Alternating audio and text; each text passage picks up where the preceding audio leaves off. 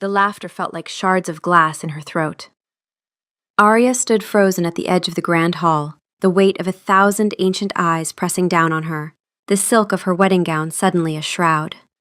Every whisper was a blade, every polite smile a mask for contempt.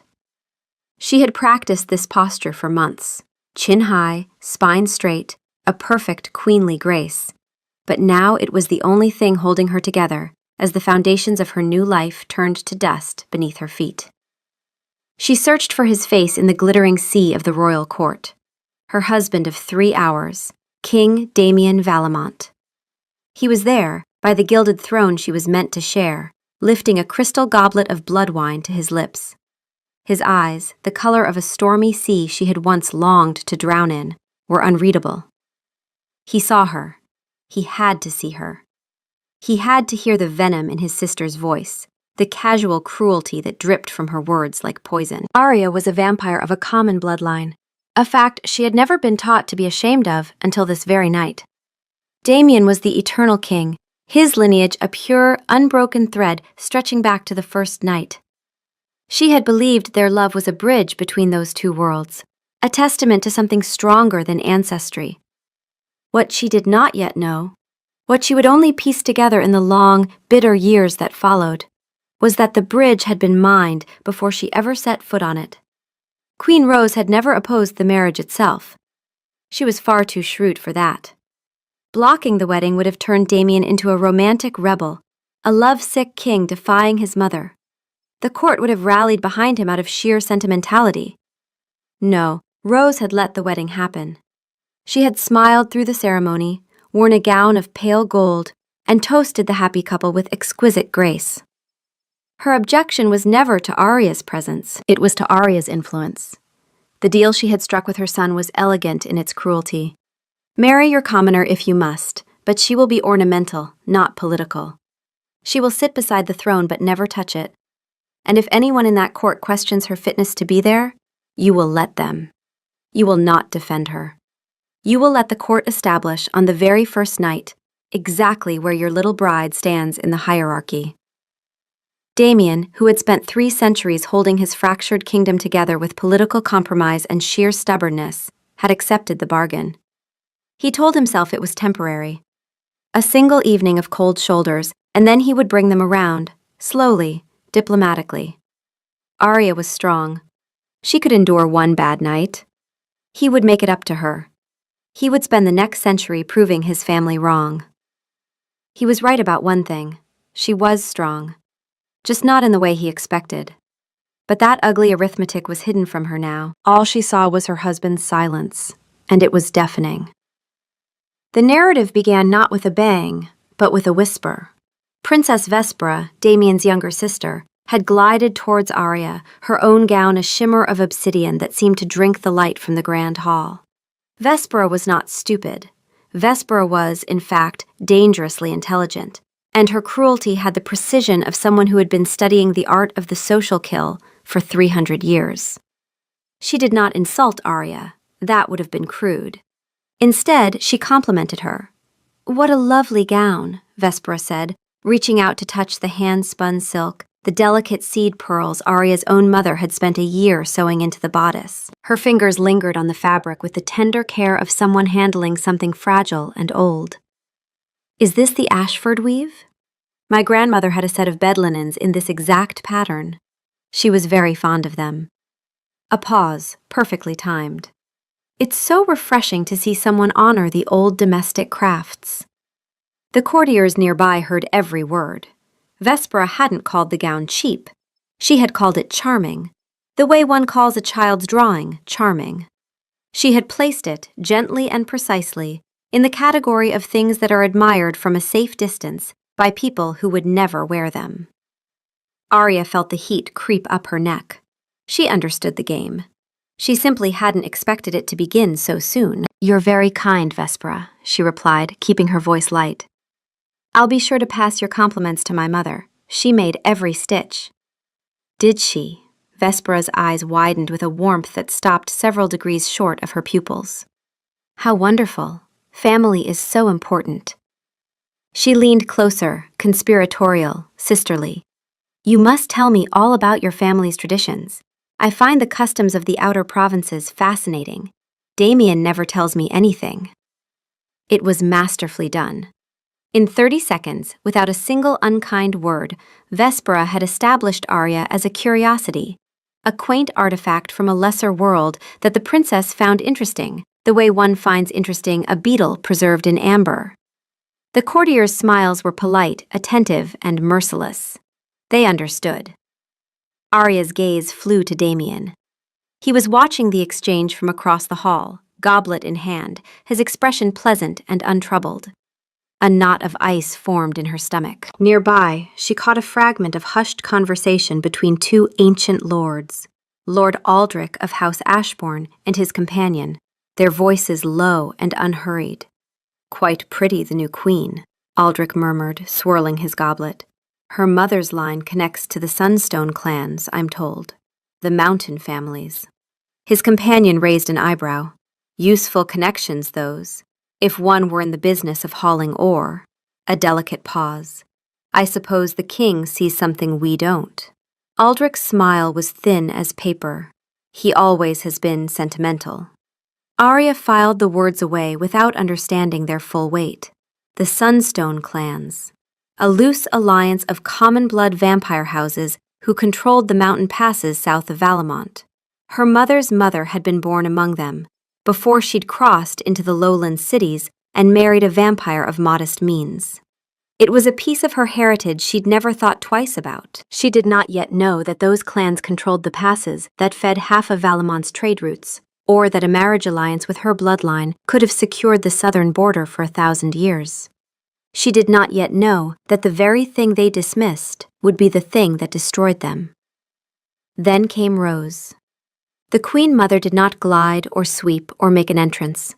She simply arrived, the way weather arrives, a shift in pressure that everyone felt before they saw the cause. She was tall and angular, her beauty the kind that centuries had refined into something architectural. She did not need to be cruel. The court arranged itself around her like iron filings around a magnet, and their arrangement told you everything. She stopped before Arya. The nearby chatter didn't die, it adjusted, dropping to that particular register where people pretend not to listen while memorizing every syllable. "My dear," Rose said, and her voice was warm. That was the worst part. It was genuinely, convincingly warm. The voice of a mother welcoming a daughter. She took Arya's hands in hers and held them. "The vow is made. You are family now." She smiled. "I want you to know that you will always have a place here. We will take such care of you." The emphasis was barely there. A feather's weight on the word care. But Arya heard it, and the court heard it, and Rose knew they heard it. "We will take care of you. Not you will take care of us. Not you will rule beside him." The Queen Mother had just defined Arya's role in front of every ancient house in the kingdom, and she had done it while holding her hands and smiling like a saint. Arya was to be cared for, kept, tended, managed, a beloved object, not a partner, not a queen.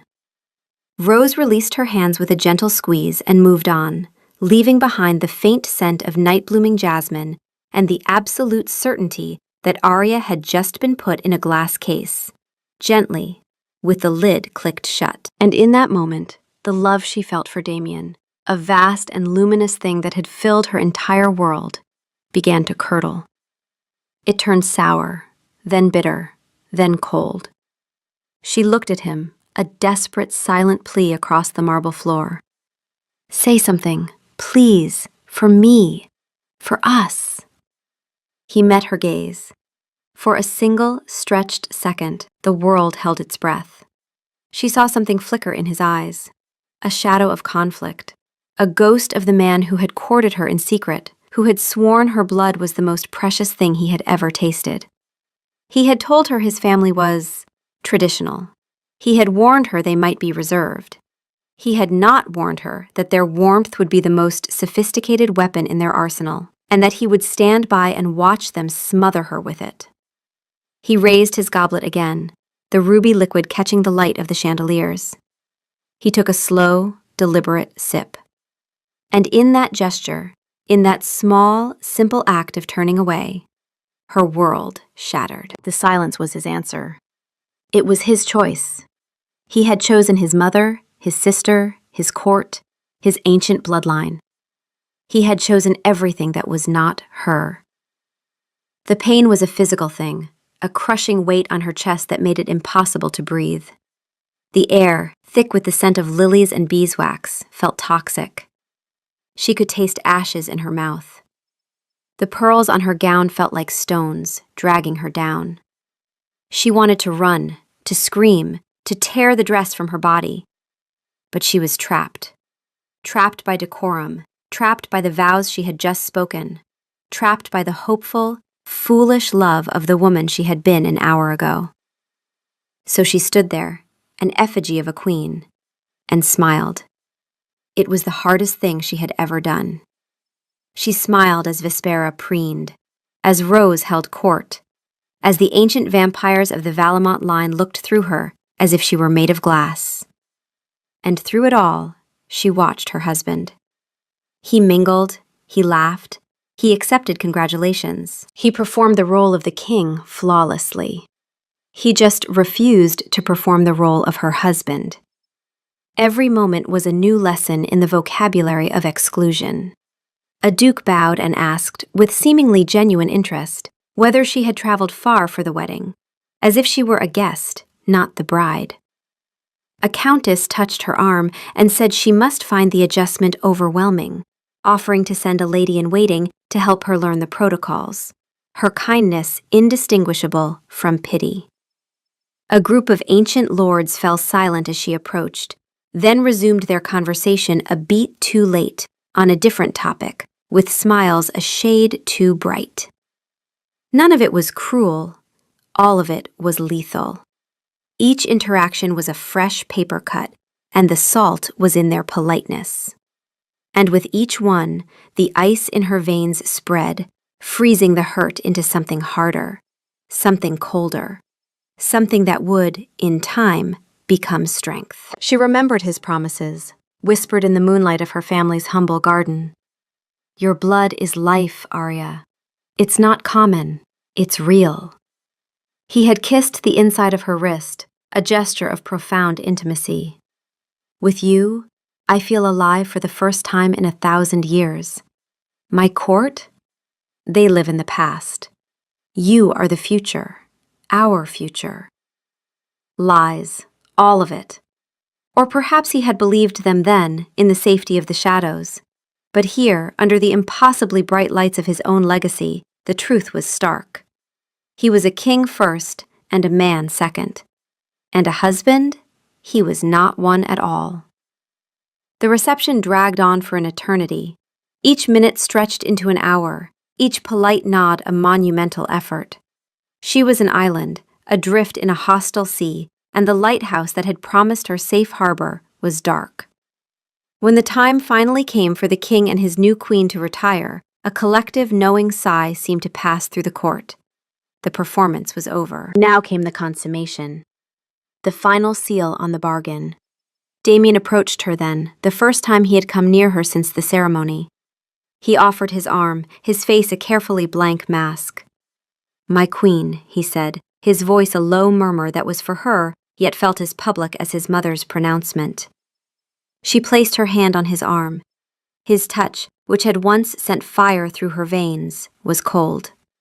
She felt nothing. The void inside her was absolute. As he led her from the great hall, the courtiers bowed. Arya did not look at them. She looked straight ahead, her gaze fixed on the ornate doors, her mind already doing arithmetic. Not the arithmetic of grief, she would have years for that. The arithmetic of escape.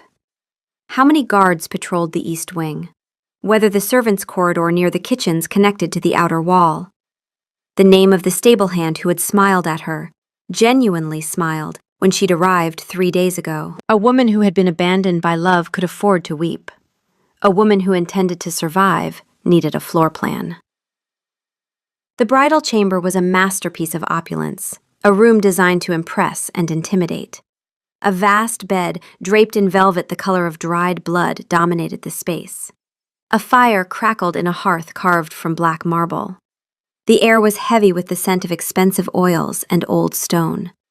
It was breathtakingly beautiful, and it felt like a tomb. Damien closed the heavy oak doors, the sound of the latch clicking shut echoing in the silence.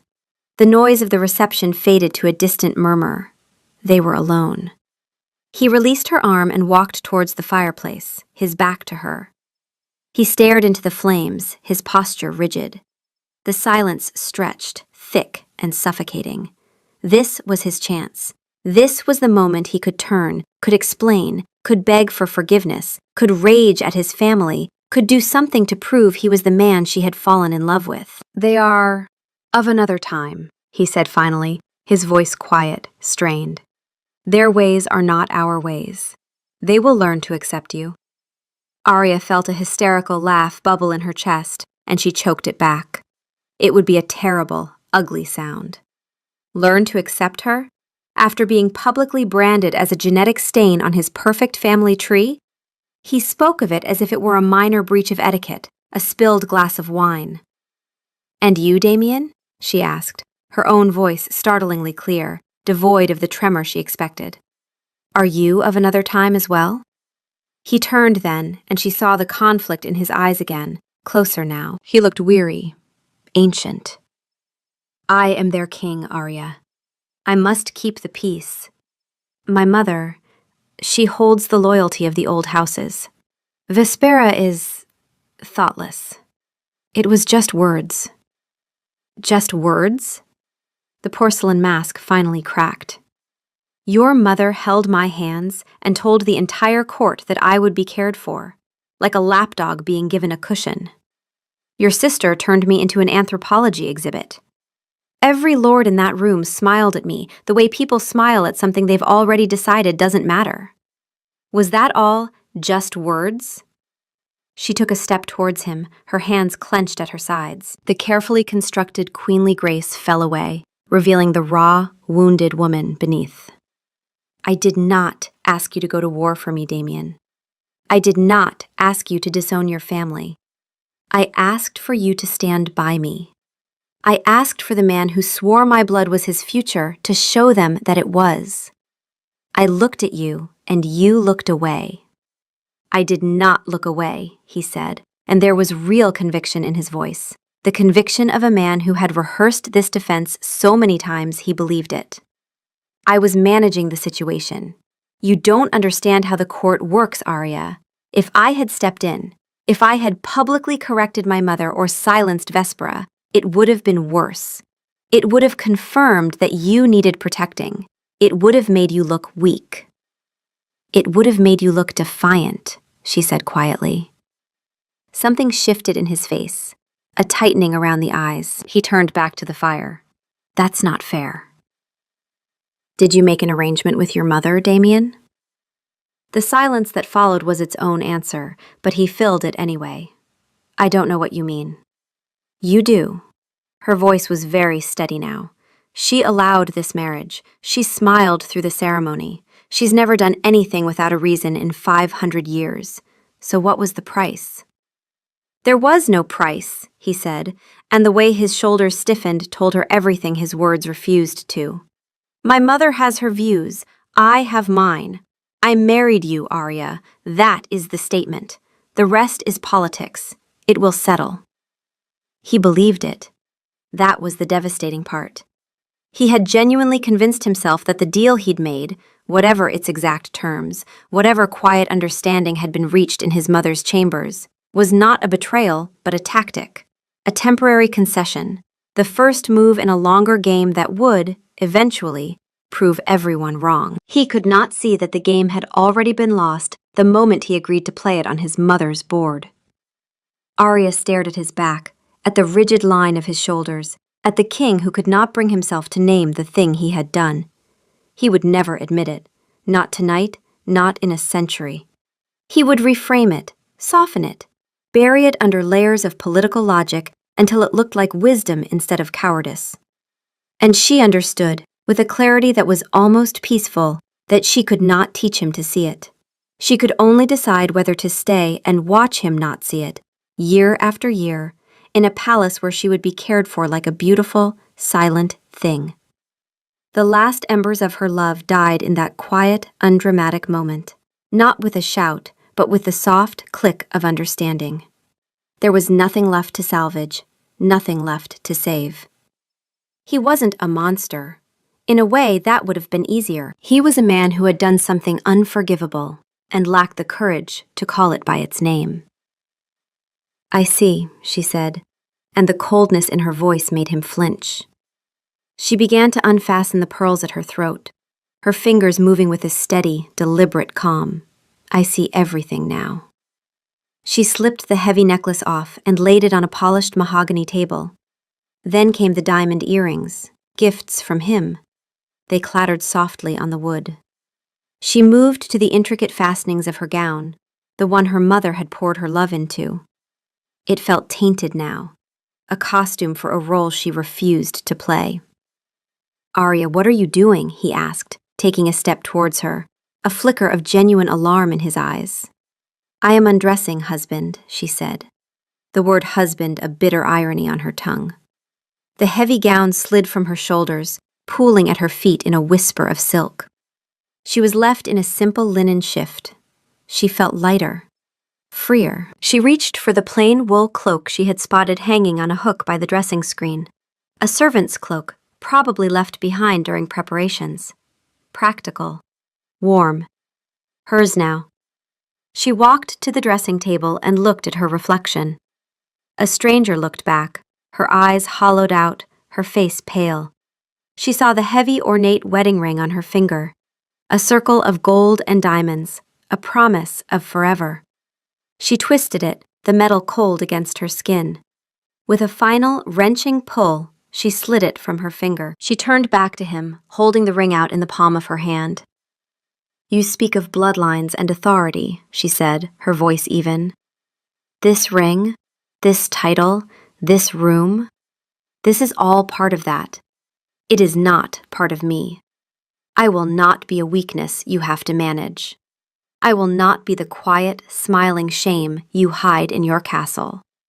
"Don't be so dramatic," he snapped, his fear making him cruel. "Where would you even go? You have nothing." Her lips curved into a smile, but it held no warmth. It was a sharp, broken thing.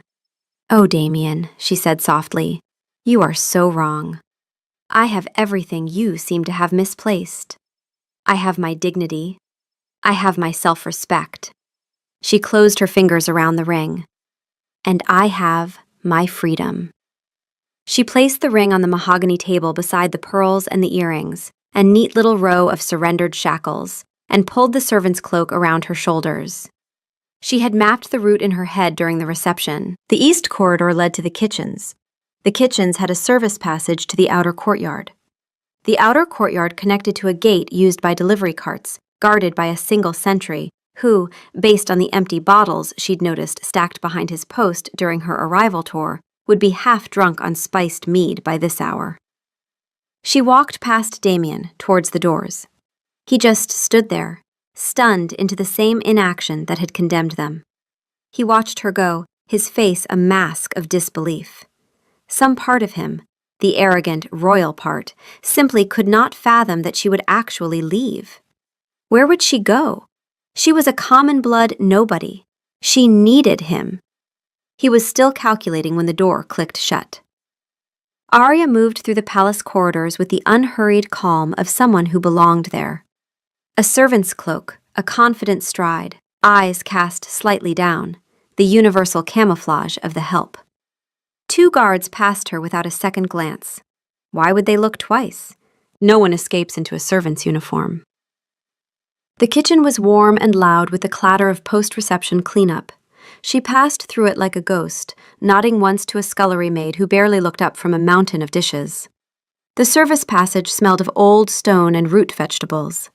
The delivery gate was exactly as she'd predicted. 1 guard, one chair, one impressive collection of empty bottles, and the gentle rumbling snore of a man who had celebrated the royal wedding with considerably more enthusiasm than the bride. The night air hit her face like a slap, cold and clean and free. She stood outside the palace walls for 3 full breaths, feeling the enormity of what she'd done settle into her bones. Then she started walking. Not running. Running attracted attention.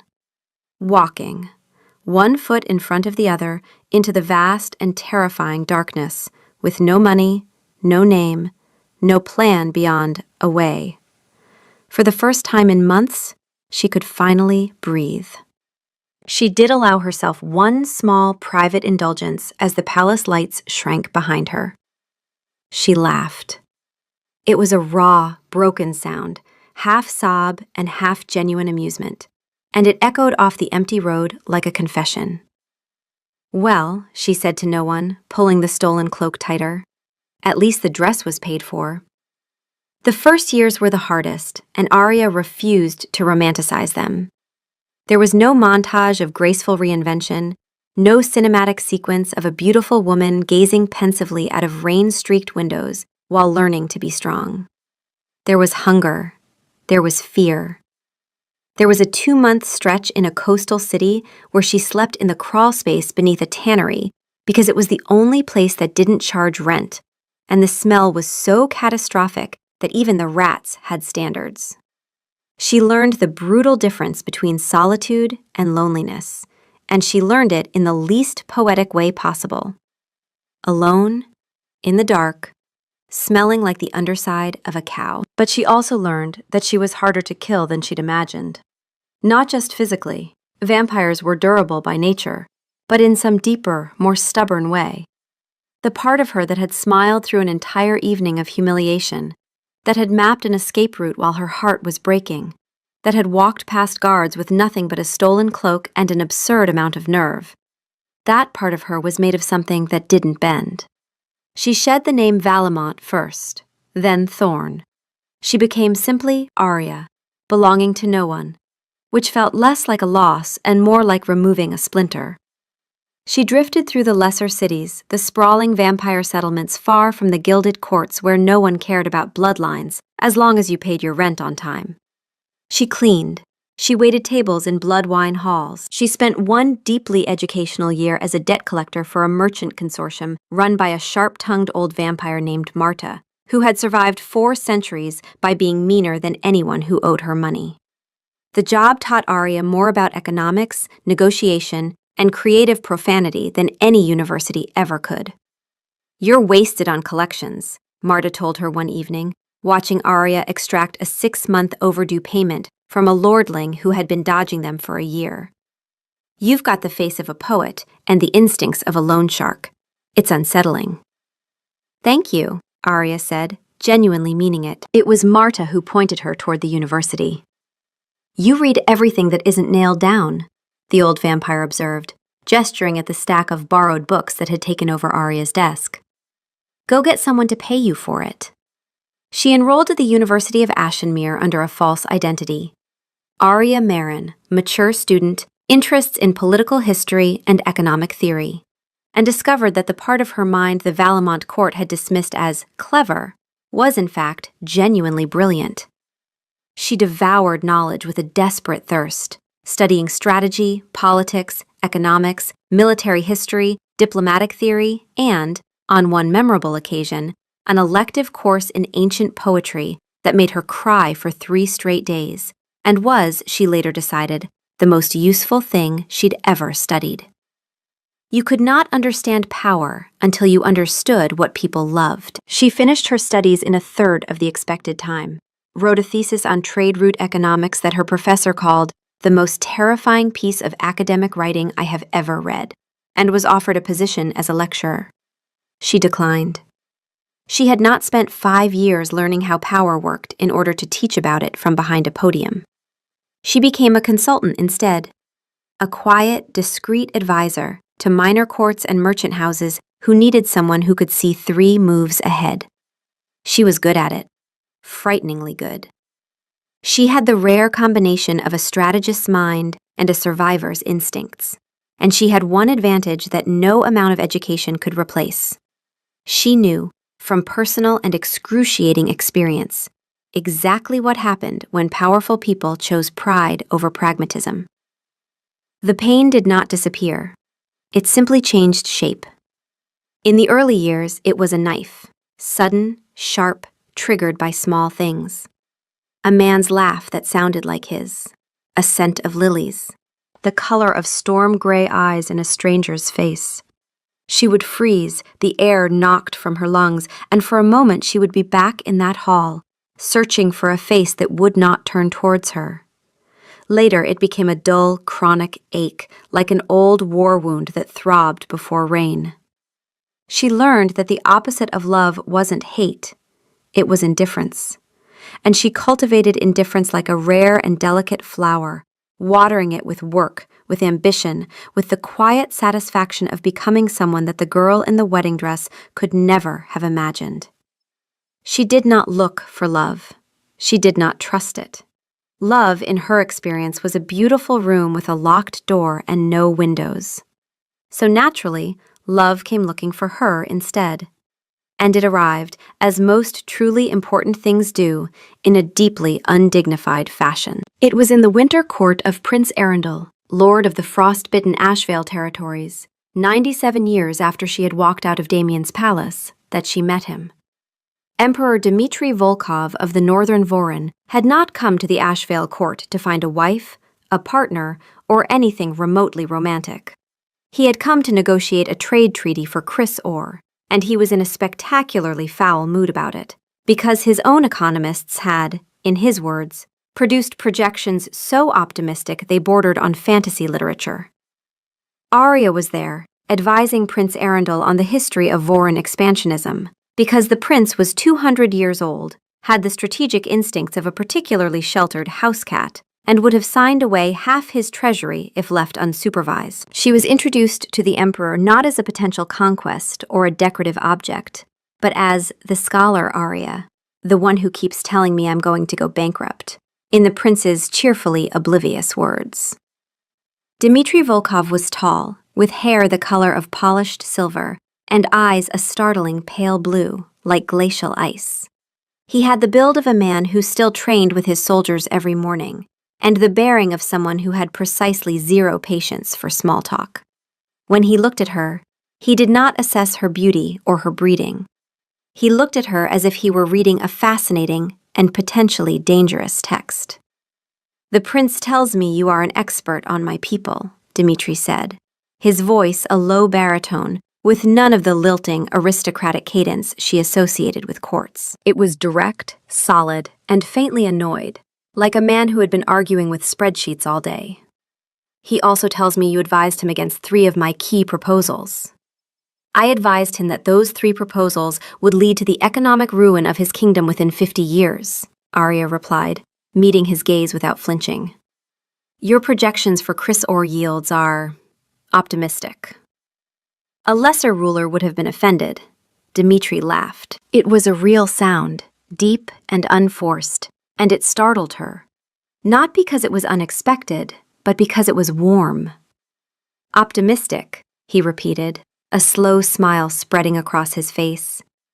"My own economists called them aggressively speculative. I prefer your word. It is more diplomatic." He paused. "I fired those economists, by the way." "All of them?" "All of them. I am now in the uniquely humiliating position of negotiating a trade treaty with projections I know are wrong, but haven't had time to fix." So, he pulled out a chair across from her and sat down, uninvited, with the casual authority of a man who was accustomed to sitting wherever he pleased. "Tell me exactly how wrong I am. I have all evening, and I would rather hear it from someone competent than discover it the expensive way." They spoke for 5 hours. Not of love or pleasantries, but of history and power, of trade routes and military strategy, of grain yields and border economics. She challenged his assumptions. He parried with keen insights of his own. He did not flatter her. He did not defer to her. He argued with her, genuinely, passionately, with the ferocity of a man who cared more about being right than being comfortable. 3 times she proved him wrong with data, and 3 times he conceded with the same phrase, "Fair point, continue." No man had ever said "fair point" to her in a room full of people. It was, she would later reflect, the most romantic thing anyone had ever done. He sought her out again the next day. He arrived at her study carrying 2 books, a first edition Voron economic history and a collection of northern folk tales. He held them out like a man offering tools, not gifts. "The history, so you can correct me with primary sources instead of secondary ones," he said. "The folk tales, because you mentioned you've never been north of the Thorn Wall, and a person cannot understand a people without understanding what stories they tell their children." On the 3rd day, he invited her to observe his strategic council. Not as a guest, as a participant. His generals eyed her with suspicion until she pointed out a flaw in their proposed supply chain that would have left their eastern garrison without food for 6 weeks. The room went very quiet. Dmitri's chief general, a scarred Voron woman named Katya, stared at her for a long moment, then turned to the emperor and said, "Where did you find this one?" "She found me," Dmitri said simply. "Or rather, she found my mistakes. Same thing." He did not court her with jewels or promises. He courted her with problems. He would bring her maps, intelligence reports, economic projections, and say, "What am I not seeing?" And when she told him, he listened. Not with the patient tolerance of a man humoring a woman, but with the fierce attention of a strategist who recognized a superior mind when he encountered one. She learned about him in pieces, the way you learn a landscape by walking it. He was ruthless in negotiation, but fair in governance. He trained with his soldiers in freezing rain because he refused to ask them to do anything he wouldn't. He had a dry, understated wit that surfaced at unexpected moments. Once, during a particularly heated debate about taxation policy, he turned to her and said, with perfect deadpan, "I liked you better when you agreed with me." And she had laughed so hard she'd knocked over an inkwell and ruined a treaty draft. He'd helped her mop it up, and she'd noticed his hands were shaking slightly from suppressed laughter, and something in her chest had cracked open, something she had thought was sealed shut forever. He learned her story in pieces too, not because he demanded it, but because she eventually felt safe enough to offer it. It came out on a winter evening, 3 months into their acquaintance, in his study over a shared bottle of northern blackberry wine. She told him about Damien, about the wedding, about the words that had broken her. Her voice was steady. She told it as history, not heartbreak. She had told this story to herself so many times that the edges were smooth. Dmitri listened in silence. When she finished, he did not offer pity. He did not reach for her hand or murmur soft sympathies. His glacial eyes went hard, and a muscle in his jaw tightened. "He had a queen in his hands," Dmitri said, his voice quiet with a cold, controlled fury. "And he let her go, because he feared the whispers of fools. His kingdom deserves to wither." He paused, then added with a faint grimace, "Also, we will take such care of you." That's how they did it? Not even honest enough to be openly cruel? He shook his head. "My grandmother insulted people to their faces. She considered anything else a waste of everyone's time." Arya surprised herself by smiling. A real smile. The moment it became something more than respect was small and unplanned. They were in his war room 6 months after they'd met, bent over maps of a disputed border territory. It was 2 in the morning. They had been arguing about troop placements for 3 hours. Empty cups of tea littered the table. At some point, without either of them noticing, his hand had come to rest on the small of her back as they leaned over the same map. It was not a romantic gesture. It was the unconscious intimacy of 2 people who had forgotten where one ended and the other began. She noticed it first. She went still, and he felt the change, and he looked at her. She looked at him. The map of the eastern border was suddenly very, very unimportant. "I should mention," he said, his voice rougher than usual, his hand not moving, that I have been trying very hard not to do this for approximately 4 months. You are the Emperor of the North, she said. I assumed self-restraint was a professional requirement. It is. I'm failing at it. I noticed. Is that a problem? She considered the question with the same careful analysis she applied to everything. She thought about the locked room, the beautiful prison of love she had barely survived. She thought about trust and how it was not a feeling but a series of small, verifiable actions accumulated over time. She thought about 6 months of fair point, continue, and what am I not seeing? And a man who brought her problems instead of promises. No, she said, it's not a problem. He kissed her then, and it was nothing like the desperate, intoxicating kisses of her youth. It was steady, it was certain. It tasted like cold tea and blackberry wine, and the quiet, terrifying thrill of choosing to trust someone again. For the record, he murmured against her lips, I still think my troop placement is correct. For the record, she murmured back, it absolutely is not, and I will prove it to you tomorrow. I look forward to it. When he finally asked her to come with him to his capital in the north, it was not as a concubine or a guest. I need a partner, he said, his voice raw with a sincerity that had no polish, no performance. My empire is vast, but my council is old. They see the world that was. You see the world that is, and the world that could be. I don't want you to stand behind my throne, Arya. I want you to stand beside it. She went with him. Not because she loved him, not yet, not the way love would come to mean between them, but because she trusted him. And trust, she had learned, was the only foundation that didn't crack. His capital, Valenhall, was nothing like the decadent, sun-drenched marble of Damien's city. It was a fortress of dark granite and weirwood, built into the side of a mountain, stark and beautiful and immensely strong.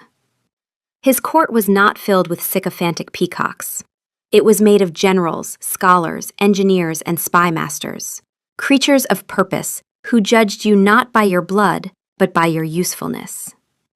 Arya was useful.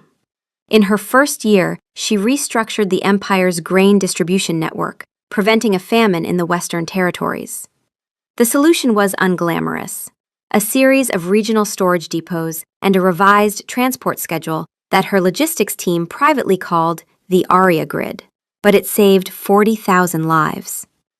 She celebrated by sleeping for 14 hours and then getting into a 3-hour argument with Dmitri about tax reform. In her third year, her network of informants, built from the connections she'd made during her years as a consultant, her time with Marta's consortium, and a natural talent for making people feel safe enough to talk, gave them a critical advantage in a border dispute with the Kale Dominion, a loose confederation of common-blood vampire clans who had been raiding their western frontier for decades. She identified the real grievance behind the raids, a contaminated blood spring, not territorial aggression, negotiated a resource-sharing accord, and turned a potential war into a trade partnership. General Katya, who had been sharpening her sword with visible enthusiasm, was simultaneously impressed and disappointed. You've just cost me a perfectly good war, Katya told her, without rancor. I've saved you 6,000 soldiers, Arya replies. I know. That's why I'm only moderately furious. In her 5th year, she negotiated a treaty with the ancient Nighthollow Coven, a reclusive order of vampire mystics who had retreated into the deep forests 3 centuries ago and refused to speak with anyone who smelled of politics. No Volkov emperor had managed to draw them out in 500 years. The Nighthollow were notoriously impossible to deal with. They found court logic tedious, military logic vulgar, and the concept of urgency a sign of poor planning. Arya succeeded because she stopped trying to negotiate like an empress and started listening like a scholar.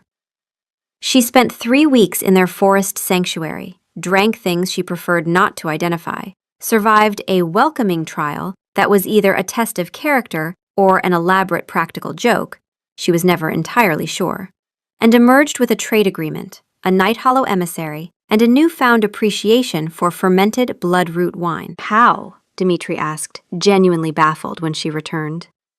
I asked them what they wanted instead of telling them what we needed, she said. Apparently, that's never occurred to anyone before. That's absurdly simple. Most good strategies are. The hard part is being willing to shut up long enough to hear the answer. He looked at her with an expression she was learning to recognize, a mixture of admiration, amusement, and something deeper and more private. He reached out and pulled a thorn from her cloak, a relic of the Night Hollow forest. You have a thorn in your cloak, he said. Very diplomatic. It's a gift. The Night Hollow emissary pinned it there. It's a sign of respect. It's a thorn. You are impossible. And yet, here you are. Here I am, she agreed and smiled. Dmitri gave her full credit for every success. He called her his empress in all but name, his partner in rule. The court followed his lead. They called her Lady Arya, the emperor's wisdom, the shadow hand of the north. They respected her. Some even feared her. No one ever dared to care for her. Their love grew the way the northern forests grew, slowly, stubbornly, in conditions that would kill anything less resilient. It was expressed not in grand declarations, but in daily acts of trust. In the way he sought her hand under the council table during tense negotiations, a silent, I'm here. In the way she left annotated books on his desk, with notes in the margins, that were half strategic insight and half dry commentary. Dmitri, this chapter on Vorin inheritance law is both relevant to our current dispute and the most boring thing I have ever read. I have summarized the key points on page 4. You're welcome. In the way they argued, fiercely, honestly, without cruelty, and emerged on the other side of every disagreement with a better plan than either had started with. He had never given her a throne. He had helped her build one. Then, 150 years after she had vanished into the night, the South came looking for her. The news arrived first as whispers from her informants, then as official reports from their southern border agents. The kingdom of Valamont was dying. Queen Rose had spent the decades after Arya's departure tightening her grip on the old houses, purging anyone who whispered that perhaps the king's marriage to a common blood hadn't been the catastrophe she'd predicted. Because, of course, it hadn't been the marriage that was the catastrophe. It was the divorce. The very Sunstone clans that Lord Aldrich had mocked at the wedding reception, Arya's own distant kin, controlled the mountain passes. When Valamont needed those alliances, the clans remembered how the court had spoken of common blood. They allied with a rival kingdom instead, cutting off Valamont's most lucrative trade routes. The kingdom bled gold, like a wound that wouldn't close. Rose had died 20 years ago. Arya's informants reported that she had spent her final decade still holding court every evening in the Great Hall, still immaculately dressed, still issuing quiet directives to houses that had stopped listening years before. She died in her chair, mid-sentence, and it took the attendants several minutes to notice because her posture hadn't changed. Even in death, her composure was flawless. Arya read the report and felt nothing, which was its own kind of epitaph. Vespera presided over what remained, a court that still performed the rituals of power without possessing any. The great houses that Rose had so fiercely curated were insular and calcified, their politics as inbred as their bloodlines, their brilliance long since refined into something brittle. And Damien? Damien had spent 150 years being haunted, not by a ghost, but by an absence, by the memory of a woman in a linen shift walking out of his life with more dignity in her bare feet than his entire court possessed in their velvet slippers. He had sent scouts to find her within a month of her departure, not to bring her back by force, but to know she was safe. They had lost her trail within a week. She had vanished utterly, the way only someone with nothing to lose and everything to prove can vanish. For 100 years, he told himself she would come back. She would cool down, see reason, understand the impossible position he'd been in. She would return, and he would make it right. It was the most pathetic kind of hope, the hope of a man who could not conceive of a world in which he was not the center of someone else's story. By the time he heard the name the Emperor's Wisdom and understood who she was, the gap between them had become an ocean. She was no longer a wounded bride. She was the co-ruler of the most powerful empire in the north, architect of its greatest diplomatic triumphs, and, this was the part that truly destroyed him, visibly, unmistakably happy. His spies reported it with a kind of bewildered reverence. She laughed in council meetings. She argued with the emperor in public, and neither of them stormed off. She was beloved by the people. She had built everything he had told her they would build together, and she had built it with someone else. Arya read the reports of Valamon's decline in her study, a room of dark wood and flickering candlelight, the howl of the northern wind a familiar song outside her window. She felt a distant, clinical sense of detachment. It was like reading the history of a foreign land, a cautionary footnote in someone else's textbook. The girl who would have wept for that kingdom was long dead. One evening, Dmitri entered her study. He held a sealed scroll, the wax bearing the crest of the Valmont dynasty, a swooping falcon over a bed of thorns. His face was grim. "An envoy has arrived from the south," he said, his voice low. "From him. He requests an audience." Arya looked up from her maps, her heart giving a single, hard thud against her ribs. It wasn't pain. It was the turning of a great wheel. The final chapter of a book she had closed long ago, now demanding to be read. "Not an envoy," she said, her voice calm. "He will send a formal delegation first, to test the waters. They will be refused. Then he will send a personal plea, likely through his sister. That will also be refused. Only when he is truly desperate, when he feels he has no other choice, will he come himself." Dmitri watched her, his glacial eyes searching her face. "And what will you do when he does?" "I will see him," she said. "I will let him come to my home. I will let him stand in my court. And I will let him ask." She turned to face Dmitri, her expression serene. "And then I will give him my answer." A pause. "Do you need me there?" he asked. It was not jealousy, it was an offer. The simple readiness of a partner who would stand beside her if she needed it, or step back if she didn't. "No," she said gently. "This is an old ghost. I'd like to lay it to rest myself." He nodded once. "Then I will be in the war room. If you need me, send word. If he is rude to you, send guards." She smiled. "And if he's merely pathetic? Then send wine. You'll need it afterward." He came, just as she had predicted. First, the formal delegation, 4 lords in velvet carrying a scroll of diplomatic pleasantries so ornate it practically genuflected, who were politely but firmly turned away at the gates of Valenhall. Then came Vespera, older and harder, requesting an audience with "my dear sister-in-law, whom we miss terribly," in a tone that suggested she missed Arya the way one misses a persistent headache. She was kept waiting in a snow-clogged mountain pass for 3 days before being sent back south with a single, unsigned note that contained nothing but a detailed, meticulously sourced report on the current market price of grain in her brother's starving kingdom. Arya had spent an enjoyable afternoon composing that report. She considered it one of her finest works.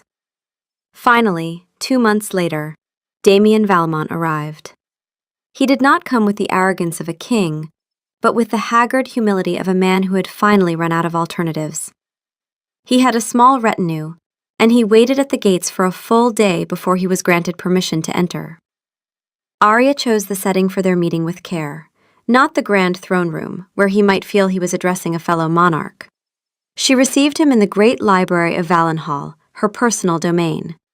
It was a cavernous space, the walls lined from floor to ceiling with scrolls and books, the air smelling of old paper and wood smoke. It was a place of knowledge and quiet power. Her power. She was seated at a large weirwood table, reviewing territorial maps with 2 of her most trusted strategists when he was announced. She did not rise. She simply looked up as he was escorted in and dismissed her strategists with a quiet nod. The years had not been kind to him. The timeless, arrogant beauty she remembered was still there, but it was frayed at the edges. There were new lines of strain around his eyes, a weariness in his posture that spoke of decades spent watching something precious slip through his fingers. He looked like a king who was losing. He was dressed in somber black, the color of mourning, and she wondered if he'd chosen it on purpose. He stopped a few feet from her table, his stormy gray eyes fixing on her. He seemed to drink her in, the simple but elegant gown of dark northern wool, the silver signet ring of the emperor's hand on her finger, the calm, unreadable expression on her face. This was not the wounded girl he had last seen in a linen shift, barefoot and trembling. This was a different creature entirely, and the recognition of that carved fresh lines of regret into his face. "Arya," he breathed, his voice rough. "King Valamont," she replied, her tone polite, formal, and as cold as the winter outside. "You have traveled a long way. I trust the journey was not too arduous." The pleasantry was a dismissal of any past intimacy, and it landed like a physical blow. He flinched. "Please," he said, taking a hesitant step forward. "Can we dispense with the formalities? I have not come here as a king." "Then as what have you come?" "As a man," he said, his voice cracking. "As the man who lost you. The man who was a fool, the greatest fool in the long, sad history of our kind." He looked around the library at the testament to her new life, and his expression filled with a bitter, disbelieving awe. This is what you have built. I heard the stories, but I could not imagine." "You have a poor imagination, Damien," she said, the use of his name a deliberate, clinical strike. "You could not imagine your bride would have a spine. You could not imagine your kingdom would need more than a pure bloodline to survive. You have always been limited by what you could see from your throne." His face crumpled. The mask of a king fell away, revealing the desperate, ruined man beneath. "I was wrong," he whispered, the words seeming to tear themselves from his throat. "Gods, Arya, I know that. I have known it every single day for 150 years. Every morning I wake in that cold, empty bed, and the first thing I think of is your face. The way you looked at me in that hall, waiting. And I did nothing." He met her eyes, and she saw the raw, gaping wound of his regret. It was real. She had to grant him that. It was a deep and genuine pain. A younger Arya would have been moved by it, but the woman she was now simply observed it as a fact. A data point, notable but no longer actionable. "My mother is dead," he said, his voice flat. "She died 20 years ago, still sitting in her chair, still giving orders to an empty room. Vespera holds what's left, which isn't much. The houses my mother spent her life cultivating, they've turned inward, brittle. And the Sunstone clans, your people, Arya, they hold the passes now, and they will not treat with us. We dismissed them. We dismissed you. Our treasury is hemorrhaging. My kingdom is dying." He took another step forward, his hands clenched into fists at his sides. "I am not here to ask for an alliance for my kingdom.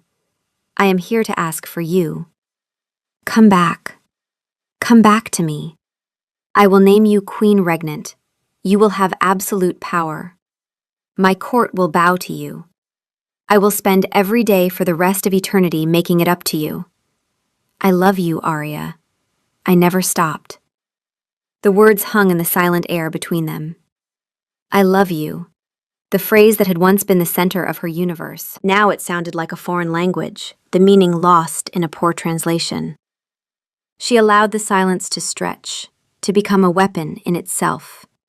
She watched him crumble under its weight, his hope visibly draining away with every passing second. When she finally spoke, her voice was quiet, but it filled the vast library. Each word a perfectly polished stone, dropped into a deep well. "Love," she said, tasting the word. "You speak of love. Let me tell you what I have learned of love, Damien. Love is not a word whispered in the dark. It is an action taken in the light. Love is not a feeling. It is a choice. Every single day. She rose from her chair, her movements fluid and unhurried, and walked around the table until she stood directly in front of him. She was close enough to see the silver threads in his dark hair, the desperation etched into his face. Dmitri has never once told me that he loves me in so many words, she said softly. He flinched as if she had struck him. He has not needed to. He shows me every day. He shows me when he listens to my counsel, even when it contradicts his own. He shows me when he trusts me with the lives of his people. He shows me when he looks at me not as a possession to be guarded, but as a partner to be cherished. Her voice was steady, clear, merciless. He crowned me his equal from the first breath we shared, not with gold, but with respect. That is love, Damien. A quiet, sturdy thing that builds empires. She looked at him, her eyes holding no anger, no hatred. There was nothing left to burn.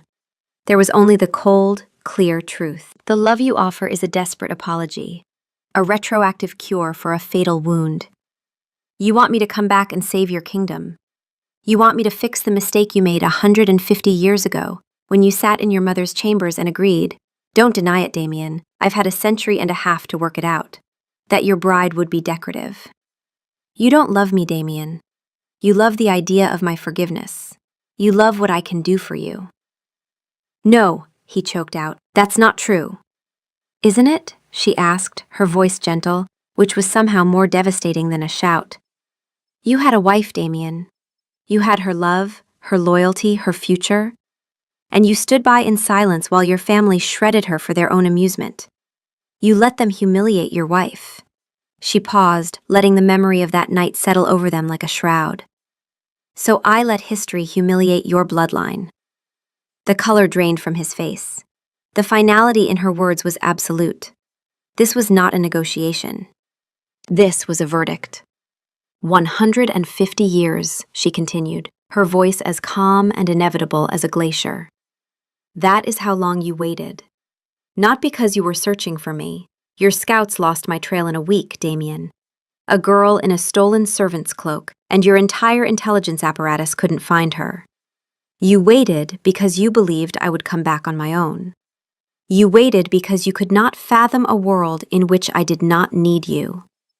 She tilted her head, studying him the way she might study a particularly tragic passage in a history book.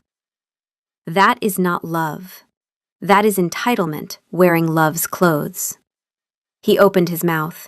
No sound came out. Your lineage will fade into a footnote in the histories my scholars will write, she said. Your kingdom will be a cautionary tale about the cost of pride. And I will be here, building a dynasty with a man who understands that a throne is just a chair, but a partnership is a living, breathing empire. She turned away from him then, her back to him, and walked towards the fire that crackled in the hearth. The gesture was a mirror of his own, all those years ago in the bridal chamber. A dismissal. An ending. She wondered if he recognized it. By the sharp intake of breath behind her, he did. Guards, she called out, her voice ringing with an authority he had never allowed her. Escort King Valamont from the library. His audience is concluded. She heard his shattered gasp behind her, the soft shuffle of his feet as the guards came to lead him away. She did not turn. She did not watch him leave. She simply stared into the flames, listening as the sound of his footsteps faded down the long hall, disappearing from her life for the last time. She stood there for a long time, watching the fire dance and sway. She felt no triumph, no joy in his destruction, only a profound, quiet sense of closure. The ghost of the girl who had loved a weak king had finally been laid to rest. The door to the library opened softly. She didn't need to turn to know it was Dmitri. He came to stand beside her, his presence a warm, solid comfort in the immense silence. He didn't speak. He just took her hand, his fingers lacing through hers. His hand was calloused from holding a sword, yet his touch was gentle. It is done, she whispered, her gaze still on the flames. How are you? he asked. She considered the question carefully, because he deserved a real answer. Lighter, she said. Like putting down something I didn't realize I was still carrying. A pause. Was he very pathetic? Extremely. Shall I send wine? She turned her head to look at him, at his strong, kind face, at the glacial eyes that held a universe of respect for her, and a small, genuine smile touched her lips for the first time that evening. It felt like the sun rising after a long, dark night. Send tea, she said, and those maps of the eastern watershed. I had an idea about the irrigation problem while I was being dramatically resolute, and I'd like to work it out before I forget. He stared at her for a moment, then shook his head with an expression of profound and helpless admiration. You are the most terrifying woman I have ever met. Thank you. It was not entirely a compliment. And yet, here you are. Here I am, he agreed. Together they turned from the fire and walked back towards the table, back to the maps spread out under the lamplight, back to the future they were building together. His kingdom was a memory of ashes and regret. Hers was an empire of granite and starlight, just beginning. Some thrones are a birthright, inherited and defended. But the greatest thrones, the ones that endure, are the ones that are earned. And hers had been earned the moment she chose to walk away from one, leaving it empty, to crumble into dust behind her. Some kingdoms are built on blood, others on gold. The rarest are built on the radical, terrifying act of knowing your own worth and refusing to accept a single thing less.